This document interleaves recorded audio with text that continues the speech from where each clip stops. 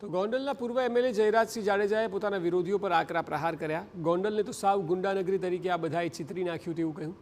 ગામમાં મિર્ઝાપુરના બોર્ડ લગાડી ગોંડલની છબી ખરાબ કરી। ભાજપના મધ્યસ્થ કાર્યાલયના ઉદ્ઘાટન સમયે તેઓએ નિવેદન આપ્યું। ખેડૂતોની મગફળી ખરીદીમાં રોડા નાખનારાઓને લોકો પાઠ ભણાવશે। વિરોધીઓને જનતા જંગી લીડથી હરાવીને તમાચો મારશે તેવું તેમણે કહ્યું।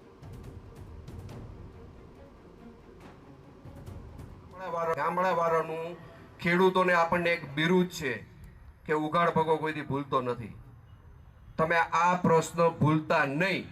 આપણી સુખાકારીમાં કેને આડી ટાંગ કરી છે અને આ ગામમાં જે મિર્ઝાપુરનું બોર્ડ લગાડી ગયા છે એ કોણ લગાડી ગયો છે તે સમજી વિચારીને જંગી લીડથી તમે ગ્રામ્ય વિસ્તારના ઉમેદવારને છૂટાવજો।